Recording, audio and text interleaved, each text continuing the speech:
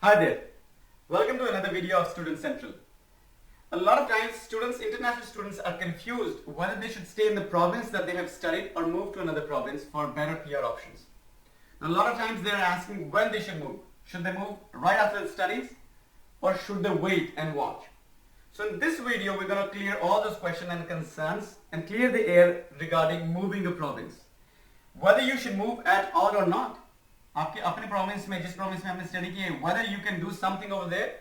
So these are the questions we're going to talk in this video. But before we do that, I would strongly suggest you that if you are an international student, you subscribe to this channel.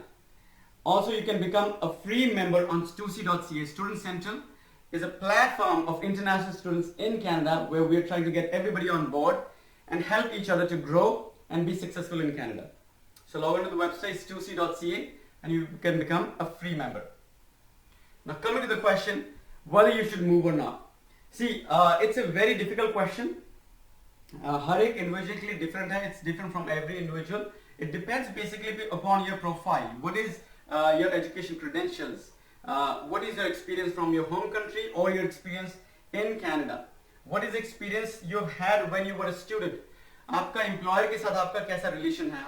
How are your relationships with your current employer where you are working part-time when you were a student? How is your English scores, your IELTS scores? It all depends upon all these factors and what is your future plan as well. So it all depends on person to person. But again, if you want me to generalize whether you should move or not move, then there are three main steps that I would consider. The first being is express entry. If you can get yourself a PR with express entry itself, then that is the best thing to happen, with which you don't even have to move. अगर आपकी express entry में ही बात बन रही है, there's no point moving. Now, a lot of times people are confused कि express entry Ontario में different है और अल्बर्टा में डिफरेंट होगी या बीसी में डिफरेंट होगी. It's not the case. Express entry program is a federal program and it is same among all the provinces. So किसी भी province में चले जाए, program same रहेगा, cut off similar रहेंगी. I mean सब कुछ same रहेगा because it is a federal program. Now for express entry, I have made a full video explaining the benefits of express entry, how you can leverage the express entry, and express entry आप कैसे utilize करेंगे, आपकी profile पे कैसे depend करेगा, whether you should go for express entry or not. इस सब के questions एक और separate video में बनाया मैंने, which I will be linking in the description below. So scroll through the description और वहाँ पे express entry for students के बारे में मैंने एक video बनाई है. Make sure that you check that out. Now again, generally speaking, express entry is not very ideal for those who have done grade 12 from home country and have done just a year or 2 years of diploma in Canada. उनके लिए ज़्यादातर ये बहुत अच्छा program नहीं है. But if you've done a graduation from back home and you've done post graduation over here, then this could be a program that you can take advantage of, and then you may not be even have to move. But again, if it is a good program for you, you have to go through the video and see it for yourself. Or better if, again, consider subscribing to this channel because we come up with good stuff for international students in Canada all the time. Now, अब अगर आपको लगता है कि आपके लिए express entry नहीं है और इसमें आइल्स के रिक्वायरमेंट है, आपसे आइल्स नहीं होगा, and you're looking for other options, then look for provincial nominee programs in your own province. This would be the second consideration. That you look for provincial programs in your own province where you've studied.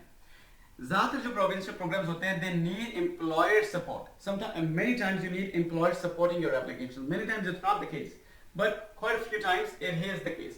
But at that point, now that you've been already working part-time with some employer in your own province, talk to that employer. Probably that employer wants to help you. Make use of the relationship that you built while you were a student.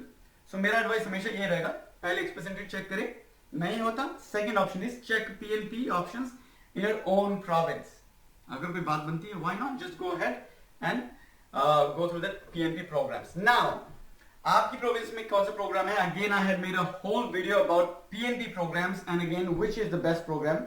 So again, I'll be putting it in the description box below. You go through that whole, it's a whole big video where I'm gonna talk about all the programs and, I'm gonna talk about all the provinces and what are the programs in each of the provinces for students. So it's again a big video. Just go through and make sure that you check that video out as well.